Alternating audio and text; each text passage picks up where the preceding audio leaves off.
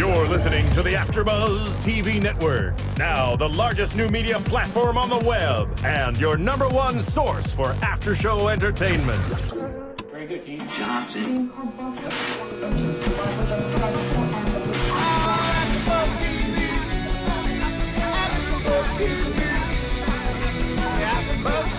the AFTERBUZZ Studios in Los Angeles, California, presented by Maria Menounos and Bing.com, and streaming live thanks to Akamai Technologies, this is AFTERBUZZ TV Scandal After Show.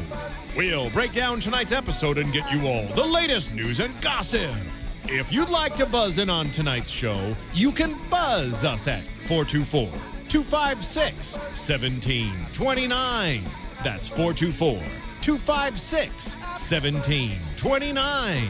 And now, another post-game wrap-up show for your favorite TV show. It's AFTERBUZZ TV Scandal After Show.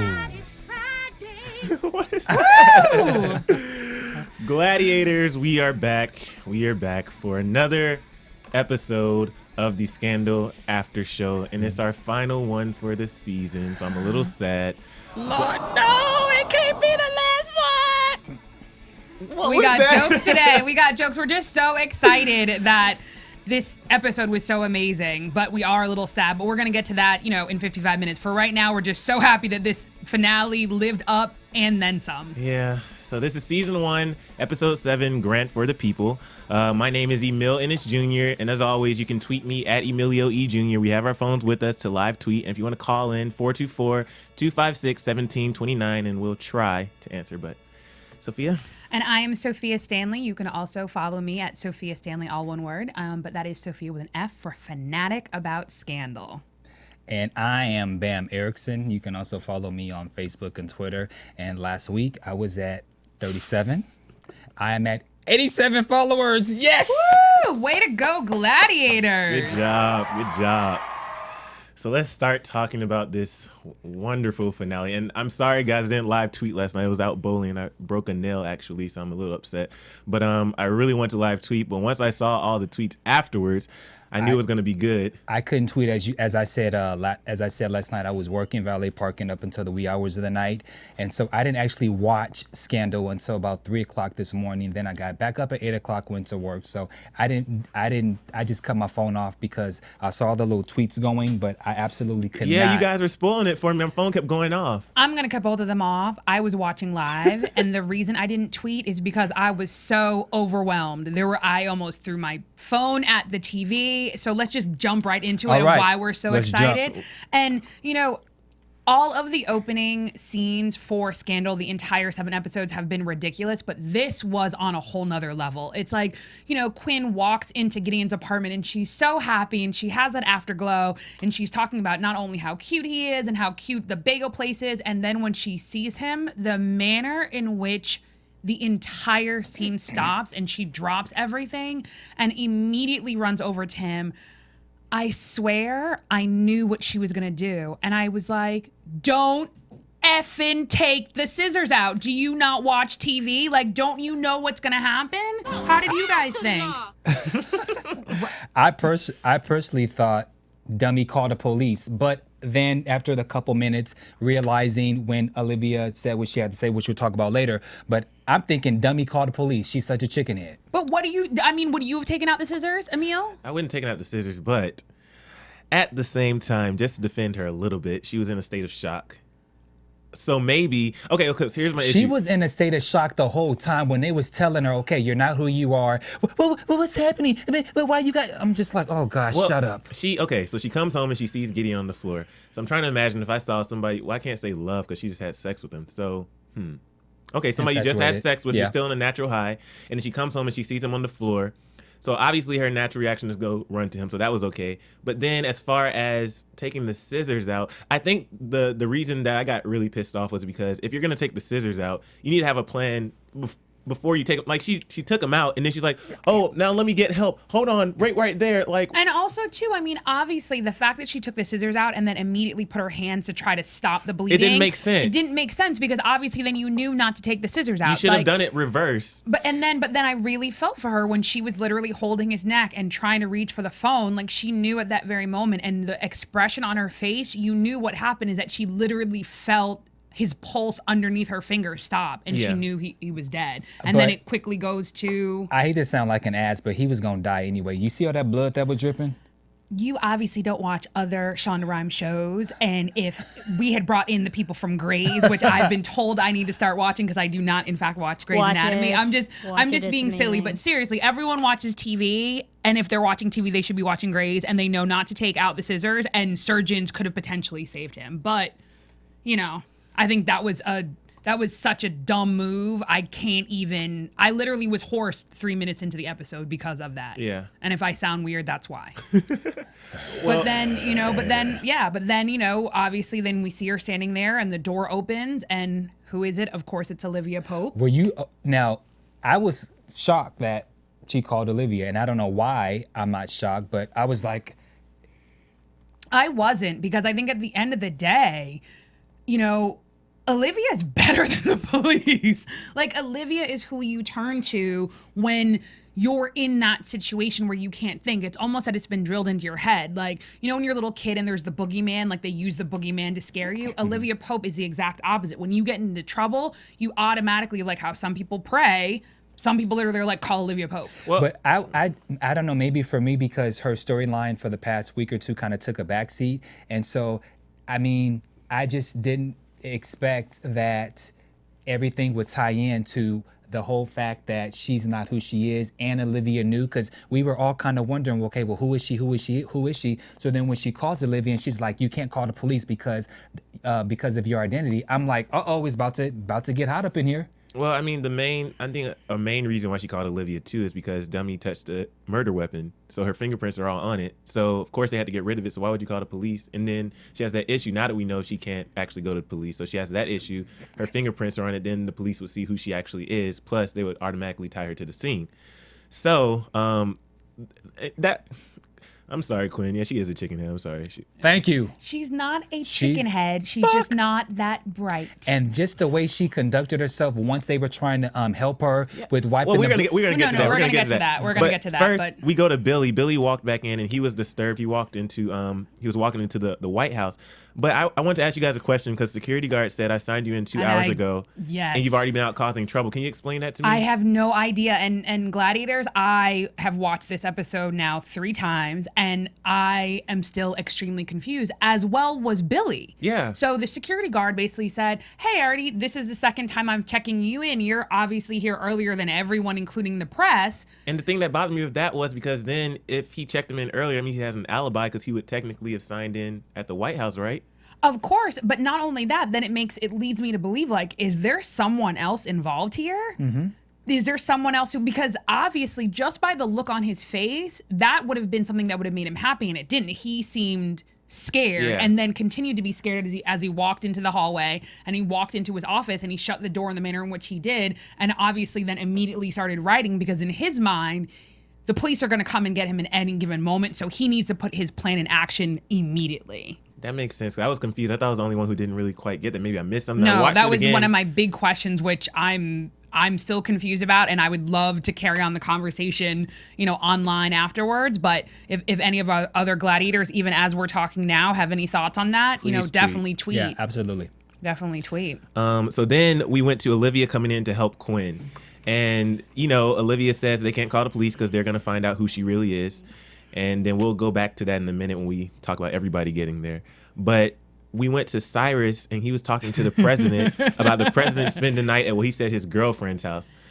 And he goes into, Cyrus's monologues are just amazing, because he was like, what did you throw pebbles at her window? What did you guys hold hands when her parents weren't there? Like, he is just so rude and disrespectful, but funny at the same time. Like, he just is like, has zingers. But I think that in this instance, yes, it's disrespectful to speak to the president in that manner, but he's trying to help him. He's, it's kind of one of those people who do drugs and you really want to look out for him. He really needs to. You disagree? I think the president needs to know what's going on because you are the president of the United States. It's just with me not trusting Cyrus from the beginning. It was confirmed this episode at the end, and I'm just still a little pissed off about that. So excuse me, it's not towards you. Okay. Yeah, but I think go ahead. I think somebody should tell the president because he's letting his love almost ruin his presidency. And I agree with you. Utter moron. Oh my God, that is our amazing Marissa. She's just adding she is definitely a gladiator. But, I think it's necessary. I think it's necessary because I think that is exactly what's happening. Is that I think that and we're going to see it, as the episode progresses, he's at a crossroads of whether or not he wants to lead with emotion and be Fitz or whether or not he wants to be pragmatic and be President Grant. And so I think it's necessary. And I think it's necessary for him to also stick it to Cy and basically say like, oh, what does he say? Goes, your girl fell in love with me. Yeah. It must really eat you, right, Cy? Like he's basically saying like, what? Well, you know what I mean? I thought He's like, I'm that fly. I thought it was funny when Cyrus said, did you get this job to get laid? Because you could have done that as the governor. He really can just throw those jabs at you and just make you feel like, God, I'm such an ass. Yeah. He basically was like, bam. And then we hear that 3 ATF agents were shot in Georgia, my home state. Once again, we're going back to Georgia. That was I guess they had to add that little element in, and we'll see why later, just a little bit. But then we go back to the crime scene, and we find out, that Olivia's telling her associates that her name is not Quinn Perkins. And then I guess we kind of saw. And then they all basically blew up. And she said, she's our client. She needs our help. And they're like, we don't know who this girl is. Which I thought, that actually really upset me. Mm-hmm. Like it irritated me. Like I thought that in previous episodes, they had kind of banded together. They were all on Olivia's side. They were a team. For them to so quickly forget that they all had secrets, to so quickly forget that they all had a past that Olivia either rescued them from or helped them with, to think that Quinn didn't also have a past and that they shouldn't trust Olivia. I don't know. I was irritated. But I think the thing that's different is with her, she has a past, but she doesn't have a past. So it's kind of like different than theirs because her past is completely erased. And also they can discuss their past. Columbus talks about him being in jail. And so they can talk about their past. This chick can't talk about anything because who is she? I mean, I agree with you. I just think though that there was a lack of loyalty that really upset me. But I thought Harrison had a great line. The exchange between Harrison and Huck, because when Harrison was like, "I'm not going back to prison," and Huck looked at him like, "Are you kidding me? You were in prison for like 3 days, or was it 3 days or 3 hours?" And he literally was like, "I don't care. I'm not going back to prison." So I thought that was just funny because it showed that at the end of the day, like, this is really serious for them. Like, actually cleaning a crime scene, which they discussed and decided that they're going to wipe away all trace, and that's something that they could all go to prison for, and even potentially Olivia Pope couldn't help them. I thought that was serious. Speaking of cleaning, why don't we plug into where you could buy stuff at? Oh, of course. Well, you know what's funny? I've been talking to several gladiators online, and several of you have asked, like, oh my God, what are we going to do now that Scandal's over? I'll get to some of that later on in our recap show. But one of the things that I know that I'm going to do is I'm actually going to buy Judy Smith's book. It is called Good Self, Bad Self. And for those of you who don't know, Judy Smith is in fact the real Olivia Pope. She's the entire reason that we have a show called Scandal. And I'm definitely going to read the book because it basically breaks down how you can fix things in your lives, whether or not it's personal or professional. And the way that I'm going to go buy the book is I'm going to go to AFTERBUZZTV.com, and we have our own Amazon banner. So when you go to AFTERBUZZTV.com, you just click on the Amazon banner, and it takes you to the Amazon that you already know and love, and then you can go buy whatever you want, whether or not it's cleaning supplies, to clean crime scenes. Don't do that. Or if you want to buy Judy Smith's book, again, you just go to AFTERBUZZTV.com, and then you click on the Amazon banner, and you just buy away, and Amazon says a little thank you so that we can continue to talk Scandal and all the other fabulous shows that we talk about here at AfterBuzz TV. So I will be purchasing that book as well through Amazon, but my face is a little weird because this scene really pissed me off because it goes back to Quinn. I'm sorry. I understand Gladiator in pajamas. Yes, she was in shock, and yes, if I found because they just said, "Bam, she's not a chicken head." If I found her on the floor, if I found her on the floor, or my girl on the floor, and she was dead, or my cut buddy, whatever we're gonna call her, if I found her on the floor, yes, I would be upset, right? But cut buddy. The issue is that's what we say in Atlanta. But the issue is the thing that I have is even if you're in a state of shock, she was acting so naive. Like, oh my God, what's going on? What's going on? We're cleaning the crime scene. Move out the way. High five over, bam. Or she couldn't move and she couldn't just stay there. They're like, we're trying to clean. And for me, what also just bothered me, which furthermore proves that she is a bok.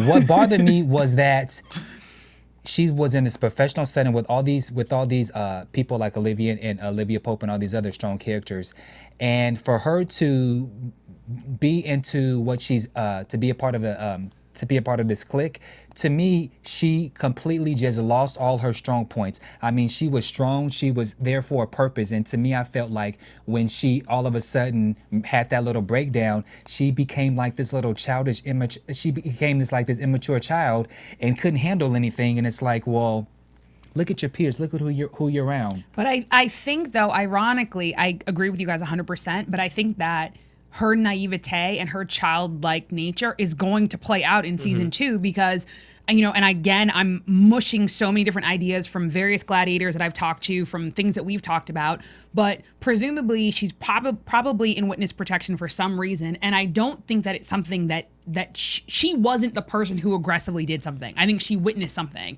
And so I think that adds to her naivete and that adds to her shock. And that's why I think that even though anyone would be in a state of shock, walking in and finding their boyfriend with scissors stuck in their neck, I think it triggered something else for her. And that's why she went where she went. But later on, I think she redeems herself. Just a little bit. I think later on she redeems herself. But you called Olivia Pope for help. You called her for help. They're trying to help you. But that's exactly why you call Olivia Pope, because you know enough to call Olivia, even if you know that your mental capacity may not be able to keep you astute. So if she's trying to help you, why are you freaking out that they're trying to cover your butt up? I think she really is in shock. That's when I think it's legitimate. Like, think about it. I mean, they literally tell her not to move. You know, it's hard not to move in that situation. Then they tell her to take off her clothes. Not only do they tell her to take off her clothes, then she has to put on Gideon, her dead boyfriend's clothes. And then Harrison basically is like, don't worry, we're not looking, you're the client. Like, that's really... Like, that's a raw emotional state that you're in. And then he's literally wiping the blood off of her as she watches this well-orchestrated, you know, attempt to really clean the crime scene. And I think it closes with her then saying, like, we can't leave him here. He'll be alone. Like, I think that was a really heartfelt moment. I mean, her boyfriend or whoever he is, she literally felt someone's life leave physically in her hands. I think she's legitimately in a state of shock. Yeah. I think she's legitimately in a state of shock. I mean, I guess I'll watch it again. I've watched it like 3 times too, but I'll watch it again and maybe it will grow on me for the 4th time. But right now I have no sympathy. Okay. But the last thing they did too, after she said they can't leave him alone, someone said they need to get his cell phone and they call it. And then, you know, Harrison's like, I'm not grabbing that. I know, she is a true G. I love her so much. Yeah. Because she's like, you know, I don't have time for this. We have to get out of here in like less than 8 minutes. Let's get it and go. Like, I totally agree. And she just went in his pocket and grabbed it and held it up and they left. It was great. Yeah. It was a great way to end the scene. We went back to the White House and Billy delivers something to the vice president. And Billy tells vice president to mention him in her prayers. And he says, we are blessed to be doing what we're doing. And I'm like, stop with all this crap. Like, but I think there's an important part of that line is that literally what he says is, Madam President. Yeah, that was like bells just went off. Ding, ding, ding, ding. Absolutely.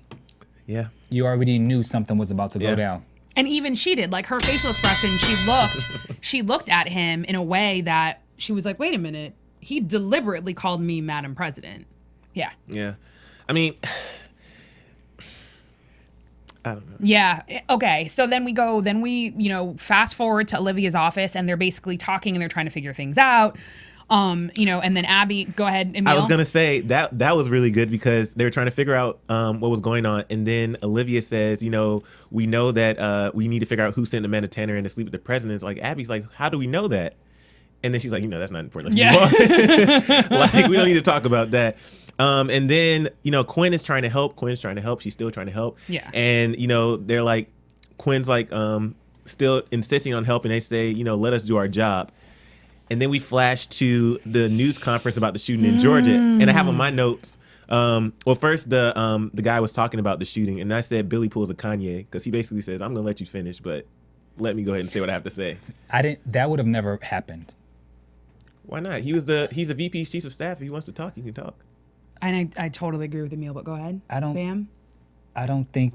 I just felt he should have been tackled. Well, okay, and we'll get to that. But okay, this is the thing is Billy is gangsta. Yeah. Like I think his character, like he's literally fanatical, and that's his entire actions, because it's almost like he was standing in the back and a calmness came over him, and he obviously touched one of the reporters that he obviously has, some semblance of a relationship with, being, the chief of staff or the vice president, and he basically was like, yeah, you're gonna want to get all of this, like, so basically, like, what's about to happen, pay attention.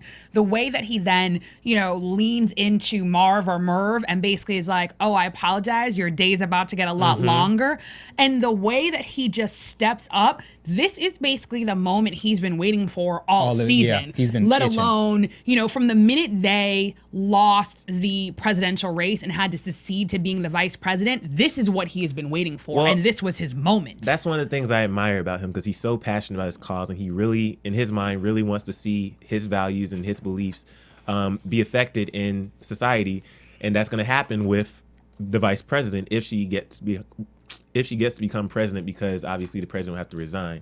And it's really good when people are passionate about something, just like all of our gladiators are passionate about Scandal. And each week you guys go to iTunes, you go to YouTube, and you leave your comments and ratings. I want to highlight the YouTube video this week first, because we had like over 1,200 views so far in a week, 45 likes, like 27 comments. And then we've been in the top 10 again on iTunes all week. We're in the new and noteworthy still. So guys, you're doing a great job. Please continue to share, like, comment. We're not going to be around for this show until next season, but you can still check out other AfterBuzz TV shows, and you can rate, comment those, share, because I'm sure you don't only watch Scandal. If you do, obviously it's a great show, so I don't.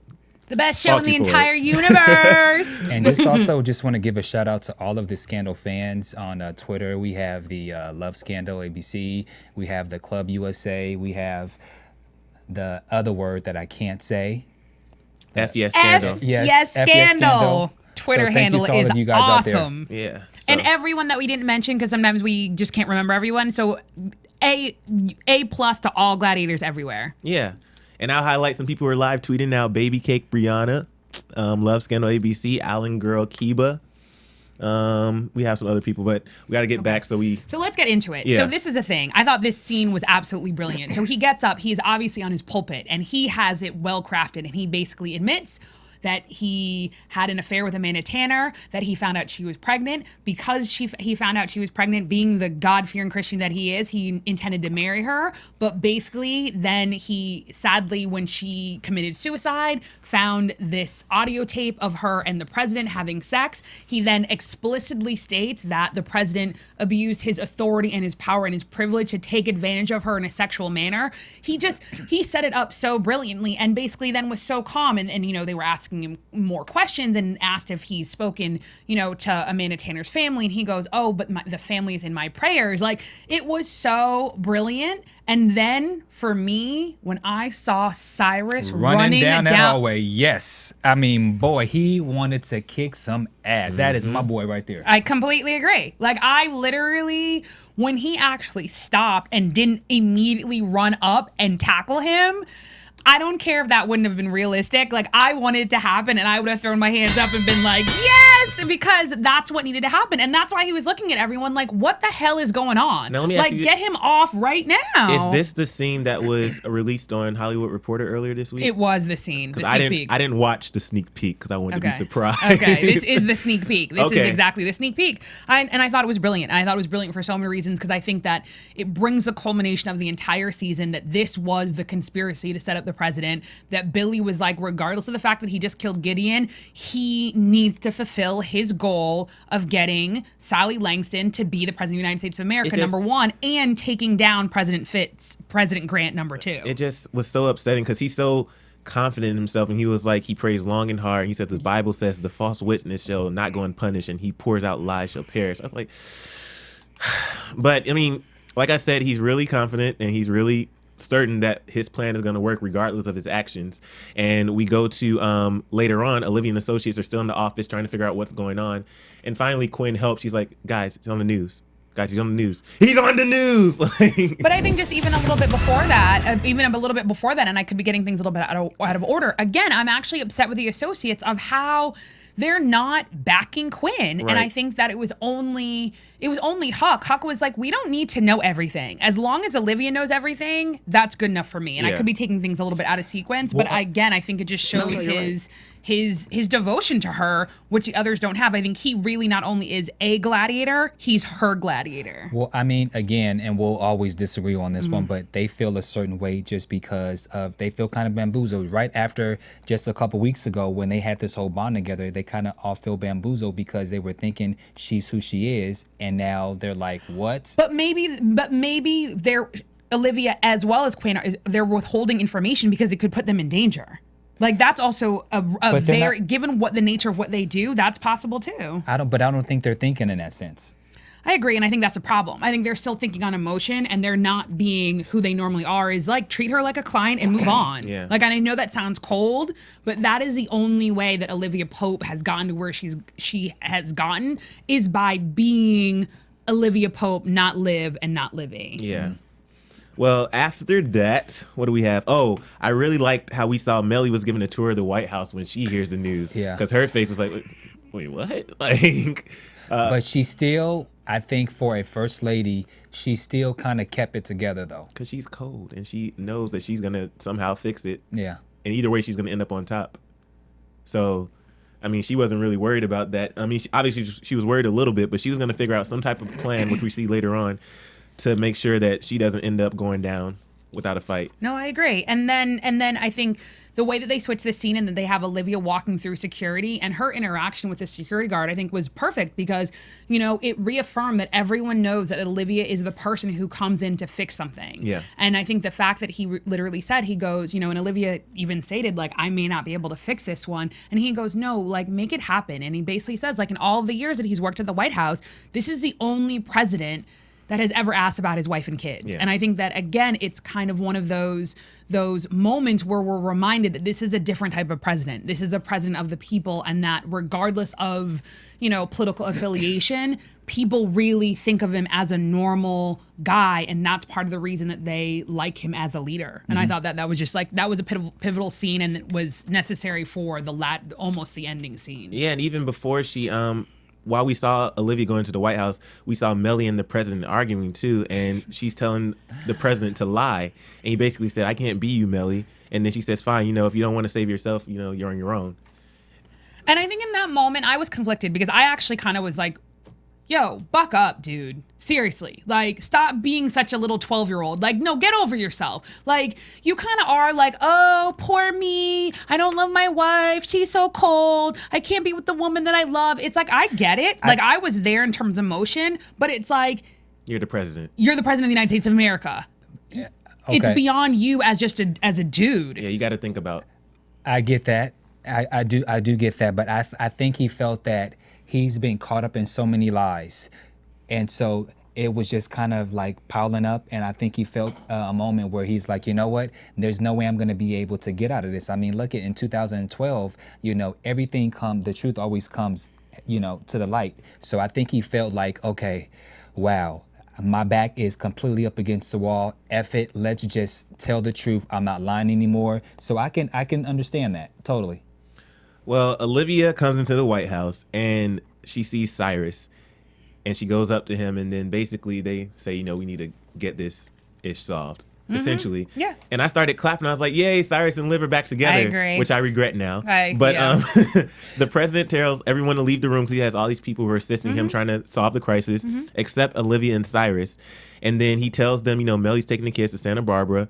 And Olivia basically says, you know, you need to go down to Georgia, keep business as usual, act like everything is normal. Cyrus is like, no. He needs to, you know, handle the situation. She's like, no, because if he remains normal, it makes it seem like he's focused on the country, which is what he's not focused on, but he needs to focus on. And then Billy is going around doing interviews, like getting all this press, trying to get details from the president. And then all the interviewers, like the president goes down to Georgia and the interviewers are like trying to get the details, and the president's like, thank God no kids were harmed in this accident or whatever. So that was good on his part. That's what a president does. Right. He was back. You don't focus on Olivia. Olivia, like, I understand you want your little booty call on the side, but you can't focus on that when America's looking to you. Like, you're the leader of the free world. Like, you don't have time for this. I agree, as well as the fact that I think that she really is the ultimate gladiator, because I think that was a great art of war tactic. In the same point that the fact that Billy in his interviews kept saying, basically, he was goading them to make a response, and that's exactly what she didn't do. Yeah. So she allowed time to basically figure out her next countermeasure, and it gave them leverage, which I think was brilliant. Yeah. I think it was brilliant, yeah. And then with Fitz and the vice president, dude, she is, I need a better word than gangster. She is just calculated, cold. She is amazing. She literally, you know what it is? She's almost like a villain in like a video game. Yeah. No, seriously, right? Because she's that cold and badass. Like, you can literally like imagine her taking out a gun. And, I definitely love video games. I'm not that much of a fan of the shooting video games. I'm actually more of a driver. I love all of those. No, I am. I love those driving video games. I get to go like totally like 120 miles an hour, drive on the sidewalk. But, one of the amazing things that we have here at AfterBuzz TV is, I don't know if all of you guys are aware of GameFly, but GameFly is actually a lot like Netflix, but for video games. So, if you normally go to Netflix for TV or for movies, you can now go to gamefly.com and you basically, can have an unlimited subscription to video games. But, and they have just like, I don't even know the number. I'm just going to say a zillion because they just have so many video games. But one of the amazing things that they've done for us is if you go to gamefly.com/AfterBuzz, you can actually get a 15-day free trial. So hello, who doesn't love free? So whatever video games you're into, whether or not they're, I know they even have like reality TV video games now, or driving video games, or shooting video games, or whatever it is you're into, definitely check them out. Gamefly.com/AfterBuzz TV or AfterBuzz TV, and you get a 15-day free trial.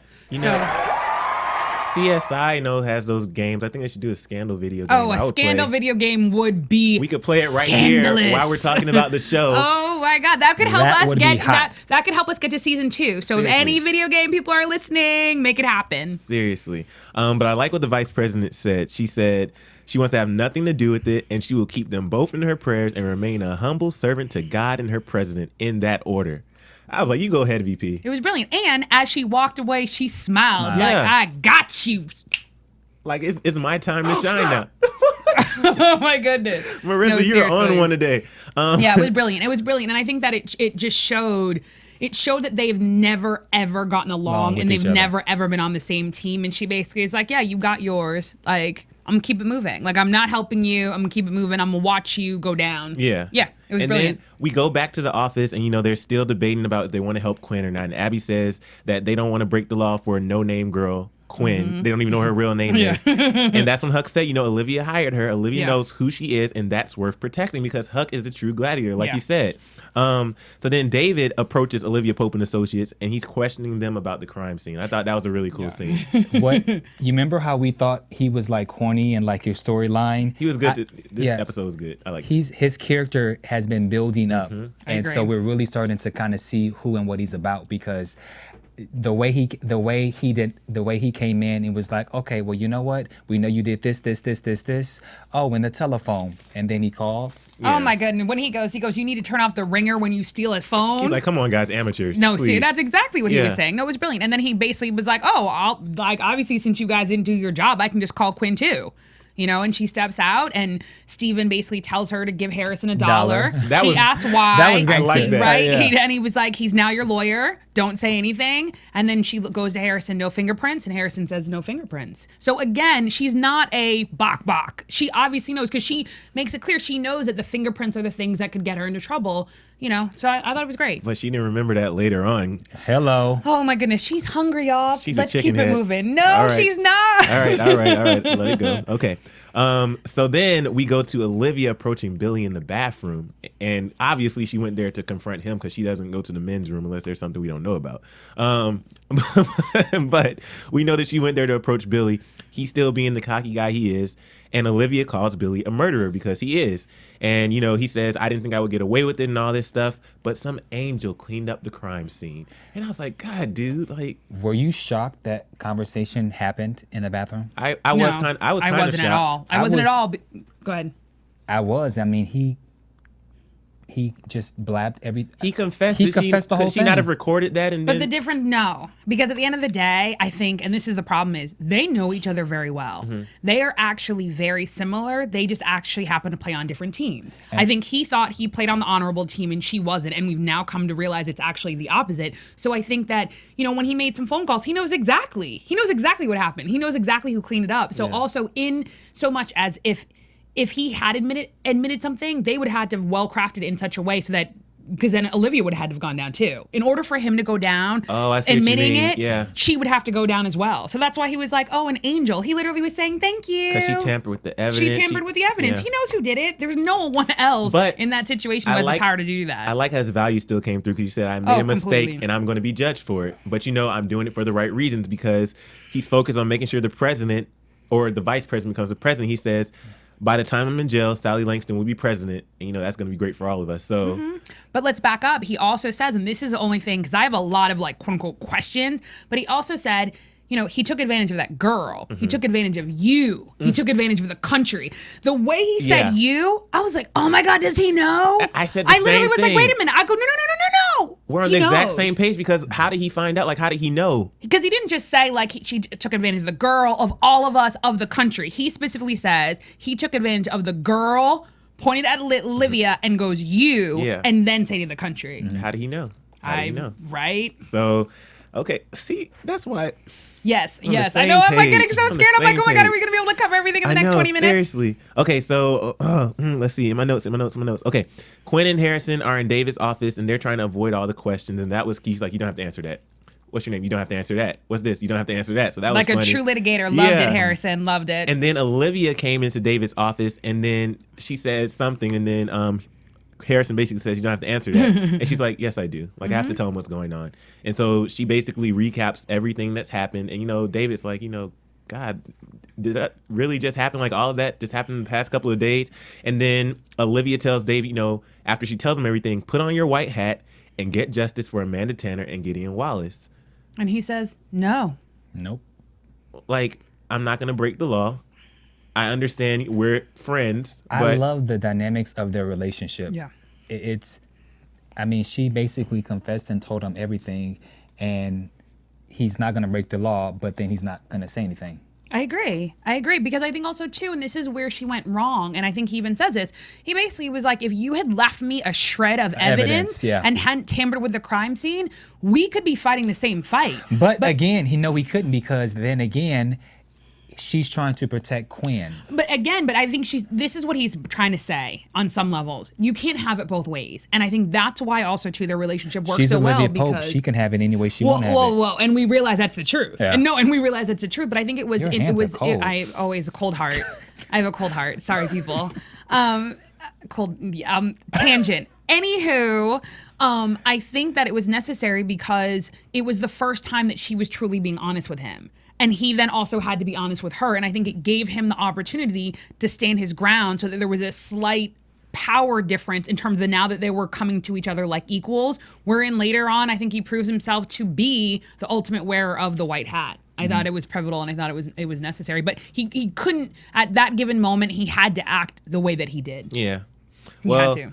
Okay, so we go back to the White House then after basically David says he can't help Olivia in that aspect. We go back to the White House and Olivia's talking to the president and Cyrus, and she says, I'm going to say that to me on the tape. And that's what we saw from the previews. They tricked us because I thought Olivia was really going to go in and be like, I'm the slut. I'm the one who's been doing all this. No, I didn't think that now. I thought that from the way they did the trailer last week, the preview, it kind of looked that way. Because I did, and the reason I did was in the last episodes, the way it's been building up, like you realize that this isn't, yes, he's married, but this isn't simply like some tawdry affair. Like, they're actually in love. Like, they're soulmates. Like, in another lifetime, you know, they were husband and wife and they were together and it was amazing. And I think that she realized the way that, you know, in the last episode that she said bye to him, I think she realized like it's over. Yeah. And there's also a certain semblance of who she is that's over. And I think that for Olivia Pope, the two are tied together. So if it means she has to lay on her sword, then that's what she has to do. I totally thought it was going to be Olivia. Well, this scene was so great too because then the president says that he will resign.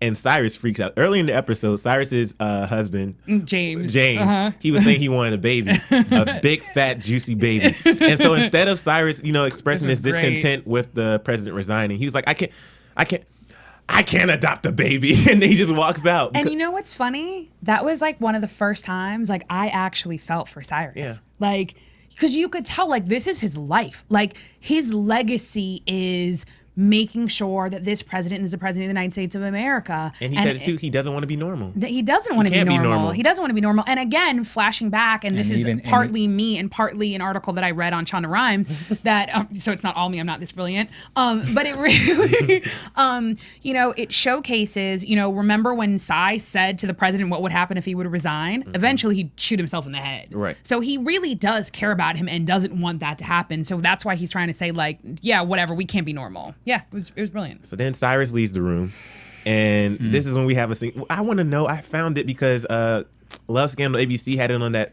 fan video she did, the same song that oh my god, hopefully she'll text in right now, but basically, you know, Olivia goes, I'm so sorry, and Fitz was like, I'm not. Like, I think that there was a calmness that came over him, and then I totally agree with Emile. The music was just so like this show has the ability to change my emotion in an instant without leaving a residue of the emotion from the scene before. Did they start using that music? Was that just on last episode? Has that been throughout the whole season? I can't remember. I feel like not that good. It happened so much during last episode, though. That's what kept resonating with me every time they played the music. I think you could be spot on. Because when it came on, I was like, oh God.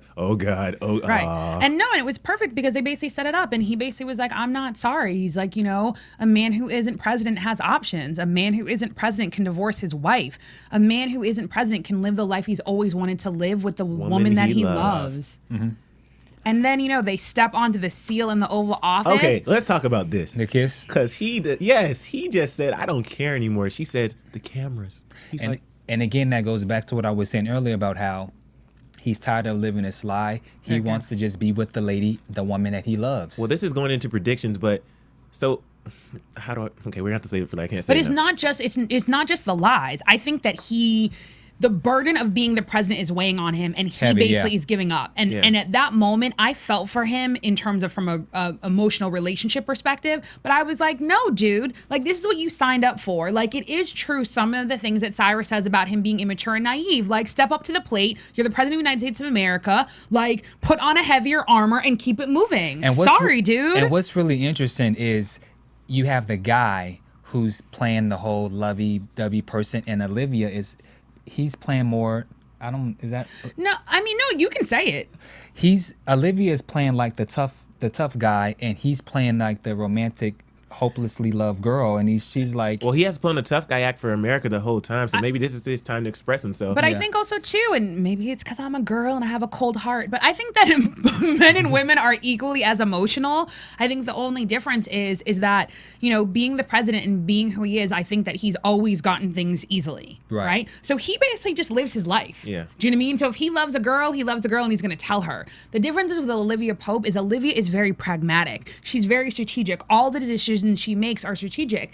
This is the one time where she doesn't make strategic decisions, is with the fact that she had an affair with a married man, which is very unlike her character. Yeah. But at the end of the day, that mantra for her of always making sure that she is fixing things, that's what makes her stop. Because you know, with every ounce of her being, I mean, when they actually kiss. Okay, well, I can't wait to the end to say this because it's bothering me. So if they kissed on camera, do you think it's going to come back to hunt them in the future? I do not know this for a fact. because my memory in terms of history is not that good, but if I remember correctly, they don't run those tapes like in real time. When it's kind of like, I don't know what it's called. It's not like the Secrecy Act, but like in 20 or 40 years, they go into archives, and then in 20 or 40 years, you then can watch them. It's like all the Nixon papers and all the Nixon tapes. Like, you know how that's why there's a lot of things about Kennedy and Nixon that are now coming out. So it won't come out now. It will come out in real time. However, we don't know what the show's gonna do because we don't know who's watching, but just, a little bit of real factoid in there. I think that, it goes into archives. It's not like someone's actually watching it right now. But, even if they didn't kiss, just the closeness that they had would have been a dead giveaway. Yeah. Well, we still have so much more to discuss, and well, we're gonna go to commercial. Yeah. So we're gonna try to get through a page after the commercial break. Okay, we really do need to John Ford here. I've got my Mad Men with me. Kevin Undergaro. Phil Svitek. For all you fans of Mad Men, we're your AfterBuzz TV hosts of Mad Men. Every Sunday, right after the show, 9:30, we're breaking down the episode. You can also check us out on iTunes and YouTube the following morning. We're going to get into the imagery, the symbolism, the structure. We give you all the information on Mad Men that the other podcasts out there don't. Very insightful. You're going to love it. Check us out. Please. Hello, everybody. We are the LA Complex crew, and we are here with Andre Fuller from the LA Complex, who plays Caldrick King. And you can catch LA Complex every Tuesday night on the CW at 9 o'clock. After that, come to our AfterBuzz TV show, where we do a recap of the LA Complex. We talk about Raquel, we talk about sex tapes, we talk about, relationships, and you can catch us live at 10 o'clock Pacific Standard Time, AfterBuzzTV.com. If you can't catch us live, go ahead and swing over to YouTube the next day. You can rate, you can comment, watch us, iTunes, same thing, download, rate, comment, and we would love to hear your feedback, and we love to support, guys. So please, please, please support us and support the LA Complex.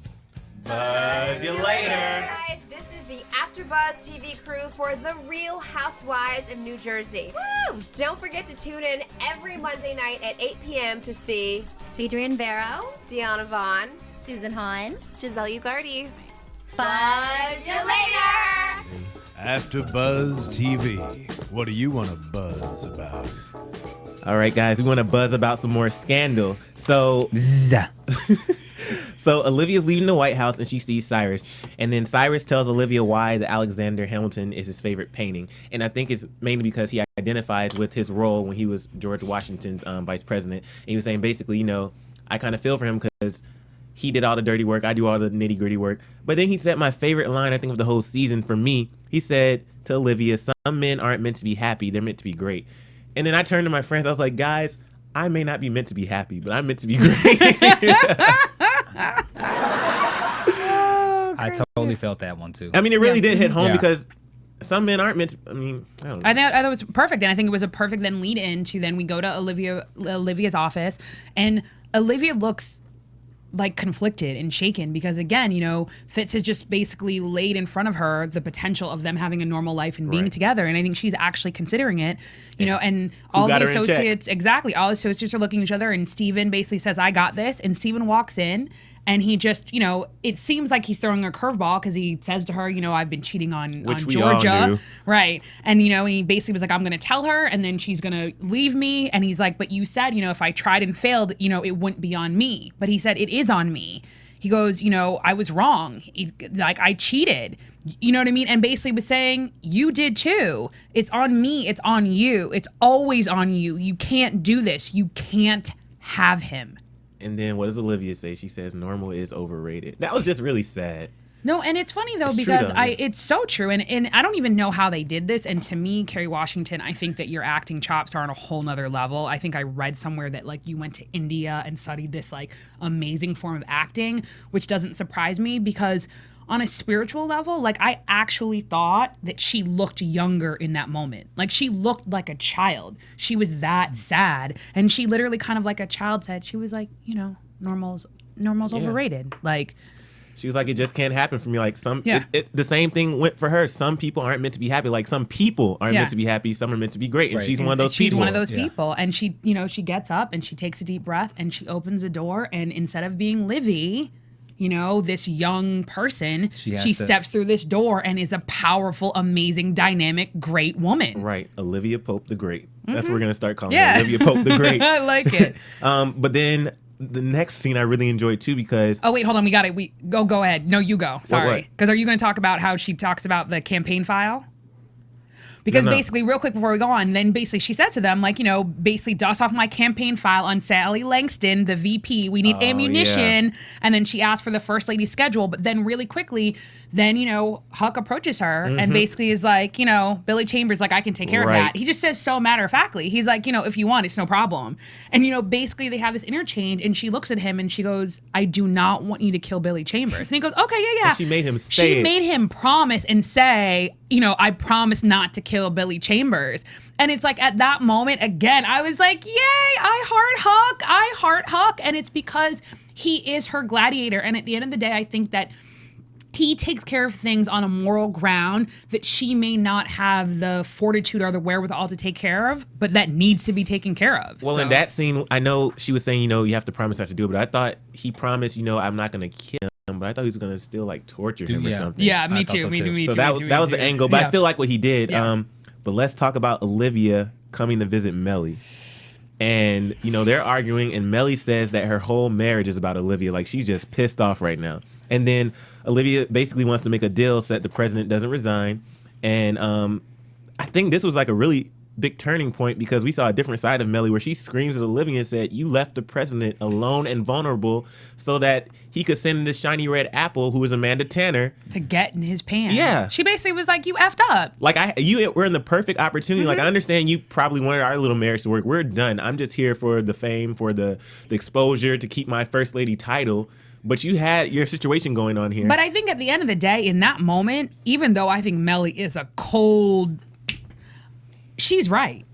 They both had jobs to do. Her job as the first lady is to suck it up, to smile, and to do all the things that she has done, including allow her husband to have an affair. And let me say that, allow her husband to have an affair. Because obviously, given her power dynamic, she knew what was going on and she allowed it to happen because it furthered her desire for him to be president and her to be first lady. Yeah. And basically, though, you know, she then says, like, why did you F up? You effed up, you broke his heart, and because you broke his heart, it allowed Amanda Tanner to come in.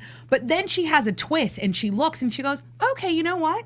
Let's deal, right? Because you know what? Again, she's a lawyer. She was first at Harvard. She goes, let's deal. For starters, I'm gonna take my husband back. Because obviously, clearly, I'm the only one who can fix this. Yeah, she said, what did she say? She said, you couldn't do your job, I can do mine, though. Yeah. Yeah, so I thought it was great. And it's funny because Olivia actually looked shocked. Yeah. Like, it was one of those moments where, again, I think that both her and Fitz were being a little bit naive, thinking that everyone wasn't aware of what was going on. Do you think Mellie handled that particular situation? Do you think? I think she was brilliant. She handled it I thought she was... Yeah. She's in charge again. She's saying, you know, yeah, I bow down because she was saying, you know, Olivia, you had your place, you had your job, you didn't stick to it. Like, now it's time for me to get back in control. So, you know, you're gonna listen to what I say. We're gonna find a little plan that's gonna work, and we're gonna get the president back to where he needs to be. Yeah. So, close your legs and let's keep it moving. Exactly. Basically. But yeah, I agree. Yeah, I love it. So, the next interesting scene was Huck. He found Charlie, and you know, Charlie, when we first met him, was this big confident dude. Charlie has been brought back down to earth. Like, you were no longer this badass. When he walked up, he's like, I'm going to New Mexico. I promise. Like, he was scared. The thing is, he tells Charlie to kill Billy, and he says then he will leave him alone. But Charlie tells Huck, I hope everybody caught this, he said that Billy did not hire him to kill him. And did you catch that? No. Yes, I did. He said that. He said, Billy did not hire me for that job. He told him that. And then Huck says, oh, you're so honorable for, you know, still protecting him. But he said that. But you didn't, well, because I can't say that because we got to talk about the very end. But okay, so then we'll hold that. But remember that Emile said that. I did not. I didn't catch that. Okay. And then, you know, then he would say, if you do this, it'll be a big boost for your confidence, which you lost. But yeah, Because why? Because think about it. Like, Huck's been taken off of his leash. And again, I'm not this brilliant. I read this article that Shonda Rhimes wrote. But basically, think about it. Just like how when, you know, Liv said to Fitz that he took Cyrus off of his leash, Olivia has done the same thing with Huck. So Huck now is like in that zone, and he basically is amping up on him. He's like, yeah, next fix. Yeah. Let's talk really quick about Quinn and David's office with the Chinese food. So Right. basically basically what happens, she's hungry, she's been there a long time, he offers her Chinese food, and her being the chicken head that she is, she starts eating and eating and eating because she's hungry and she's not thinking about what's happening. And so he grabs the fork and then bam, guess what? I'm gonna figure out who you are, dummy. You know what I have on my notes? Dumb, dumb, dumb. I really have that. Dumb, dumb, dumb. Because David was so smart in questioning her. You want some food? And she just, okay. All right. Yeah, so I agree. okay. So now we go to the White House where Mellie tells Fitz the plan to save him, and I thought it was brilliant. It was brilliant because they came together, and it was brilliant, but it was sad, and it really made me sad because Mellie said she's gonna tell all the media was on her tape. That was brilliant. But then she was like, and we have to get pregnant now, so we got to start now, because she said because she's lying and saying that she's pregnant, so they got to basically hurry up and get it in really quick so that everything matches up. And I think in reality, what she's doing on so many levels, I think she's doing on a personal level, a professional level, and an intimacy level. She is literally stepping into Olivia's old spot. Yeah. And then did you see the reaction on David's face when he was like, we got to start now, we got to hurry up and have a baby? David was like, oh. You mean Fitz? Yeah. I'm sorry, Fitz. Yeah. No, and I mean also too, the entire time that Mellie's talking to him, he's looking at Olivia. Right, he doesn't want a baby with her, that cold itch. Well, because I think he didn't want any of this. Right. Like he thought they'd made up his mind. He was so ready. And he thought Olivia was on his side. Right. And again, I just need to make this very clear. I think that he was also extremely hurt because really what Mellie was saying is like, you and Olivia are done. And it literally was like he was stepping into Olivia's spot because in so much as saying like, it's me on the tape, it's really Olivia. You know what I mean? And now we need to have another baby. So that means they literally have to be intimate with one another and bring another baby into this and solidify this. But before he grabbed her, the thing that bothered me too is the first lady told the president, look a little happier. We just saved your presidency. I was like, oh. Yeah. And then she goes, I'm off to hair and makeup. Yeah, she's just so cold. And then the president grabbed Olivia. Yeah, he asked her, who are you right now? And she says, the woman who got you elected. Yeah. So go be the man that I voted for. Oh, snap. Yeah. Oh, snap. No, yeah. So then they're getting ready for the interview, and, Olivia's trying to give him some notes. And then it was sad, too. The president was like, I know how to fake it with my wife. You taught me well, basically. It's just slowly this downfall of their relationship crumbling, and it was just really sad. But then I saw your tweets about Morris, the security guard. They had another pivotal scene right before she left the White House. So I'll let you talk about that. Sorry, I got confused. No, you keep talking. Okay, remember when she left after that, we saw the little interview and it went great. And then Morris was outside and the security guard, who's Morris, he says, Miss Pope, you did it again. I don't know how you do it. Right. And so she hands him the badge. But now let's go to the vice president. Wait, but that was a big deal, No, that was a big deal because I think that, like I said, I think Mellie literally stepped in her place and not just personally, but professionally. Mellie fixed it. Right.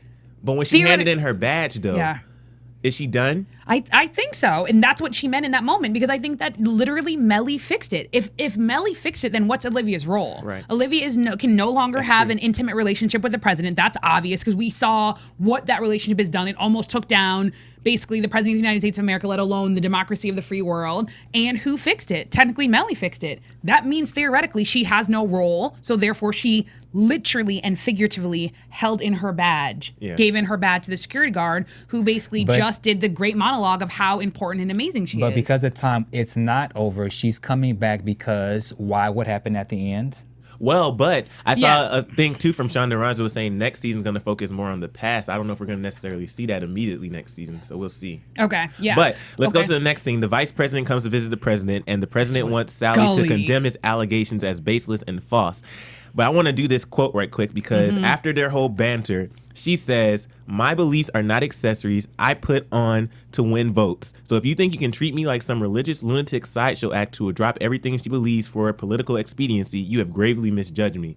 And then the president's like, oh, I have misjudged you. And you know what's funny, though? But that's pivotal because I think the difference is he really had. Because I think what he's about to do, he was prepared not to have to do it if she had come on board. But at that moment, he goes, oh, wait a minute. Yeah, like, you're totally right. But at the same time, he also wanted to stick it to her like, oh, you're so moral high ground.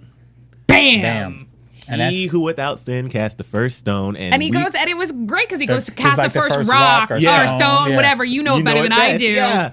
And we found out, that the vice president's daughter had an abortion. Yeah. Which we found out that, you can have an abortion, obviously, but she had to have parental consent to have that abortion. Exactly. Right, because she wasn't old enough, yeah. Right. So again, just, in the context of Sally Langston, this moral Christian high ground who keeps thinking that Fitz is like the devil, 14/13-year-old having sex. But that always happens. The Christians and the ones who think they're high mighty, they're always the ones who have the biggest skeletons in their closets. But I think that what it shows also too is, even in terms of him quoting, and they quote the Bible all throughout, is that words can be used for good or for evil. But the only thing that matters is your actions. If you act like a good person, you are a good person. You can quote whatever you want on either side, but if you walk honorably, you will be an honorable person no matter which way you fall. Well, the president's whole goal for doing that was basically so he could get the VP to talk against Billy for his sake.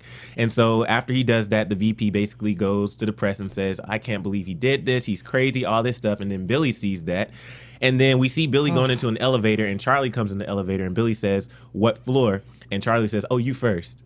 Because obviously he's going to go do his job. But then we have the scene that pissed me off because it proved that Cyrus cannot be trusted. Cyrus's partner is still talking about wanting that big, fat, juicy baby. And then he goes inside, and he's like, the reason why he said that is because somebody was at the door, and he's like, you can't have these visitors. Sunday. Right. On Sunday. And we already know that because Olivia came on a Sunday. Right. Yeah. And so he goes inside, and then Charlie shows up at Cyrus's house. And I was like, wait. Why is Charlie there?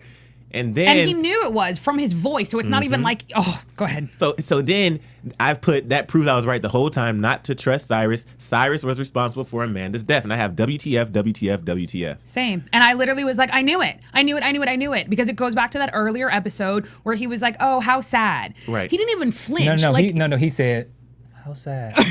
No, exactly. Because he didn't even pause and go, how, why, where, how did they find her? Not. He was like, okay, it's all good. Like, how keep sad. it moving. But yeah, so basically Charlie was asking for money in advance because he has to go away. Yeah, because he really does have to go away. Because he's scared of Huck. Right. Rightfully so. So he needs the money to be wired. But then they left that was one cliffhanger that left. I'm like, what? And then we go to David, and he comes into Olivia Pope and Associates, and he ran Quinn's prince. And he's like, I'm breaking the law bringing her in here because people will be all over her if they knew who she was. And I have my last final note. Who is Quinn? So those are two big cliffhangers that we're left with. Yeah, because Olivia says, do you want to tell them who you are, or should I? Right. And bam, that was the end of it. Well, let's go to news quickly, and then we'll do predictions. AfterBuzz TV News. Do we have news? So the news, guys, is like I said, this is our last episode. We didn't get Columbus short. We almost had Tony Goldwyn on the show. Yeah. But we still have a whole nother season to try to get some people on. So and it's the same time slot, same Thursday time slot. You guys actually only have to wait until fall. You don't need to wait until next April. So that's amazing. Just like, like 16 weeks. Right. Not that long. It's not that long, guys. But like I said earlier, like you guys did great this week with keeping us in the top 10 and, rating, sharing, subscribing.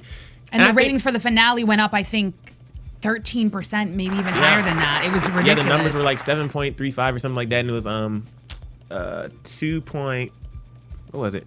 I think it was 2.64. I'm not. So I the numbers were great. They were Basically, the long and short of it is, Gladiators, you rule. You rocked it. You used your remote as your sword. Ratings were up. That's why there's Scandal Season 2. Scandal Season 2 will be coming back Thursday, same time slot, and it will be coming back in the fall. In the fall. And the only thing I want to know, though, from anyone who knows Shonda Rhimes, I want to know if it's going to be a full order of 23 episodes. I really hope so. Well, that's probably up in the air. So what they'll do is they'll probably order like 13, and then you guys have to just continue. Back order. You have to continue watching these type of shows. It's they just keep ordering until they feel like it's sufficient enough, and then they'll just order the full 22, 24. Well, I believe in you, Gladiators. It's going to be a full 23. So predictions. Well, before we go to predictions, we just have to quickly say thank you so much, guys. Like seriously, thank you guys so much, because our show started. We weren't that popular. Scandal wasn't that popular, but Gladiators just kept supporting. And without you guys, we would not be where we are today. And honestly, really thank you. We were all new hosts, and this is all our first show, and I mean, I'm completely overwhelmed. I'm just overwhelmed with all the support that you guys have given us. So we truly want to thank you. I gotta say, you guys are killing it. Thank you, Thank you. And I have this is actually a prediction, and I'm going to tweet this to everyone. Okay, this is Gladiator math. I know that we're all sad that Scandal is over, but again, it's back in the fall, so it's about 16 weeks, right? So the first 7 weeks, rewatch Scandal. The next 6 weeks, you rewatch after. No, you rewatch us talking about Scandal, and then the last couple weeks you read the book so that you find out how to be a real Olivia Pope, and then we're back. See, that's a true Gladiator right there. She knows what to do. So again, but I'll tweet you and keep tweeting us. We'll keep talking and keep watching. Tweet us. please post all your comments on YouTube and iTunes, and just continue your support. Absolutely. Well, let's go to predictions. I predict And that. now, you're after. I'm like, I don't know, because I'm afraid when she's gonna cut off. So I'm just like. Go ahead. Okay, so my prediction is that Quinn saw something like pivotal to the free world, like she saw someone do something that's pivotal to the free world, that if basically they found her and she told, it would like topple the democracy. That's the only thing. But she didn't like shoot anybody because she can't, because she's not that tough. Yeah.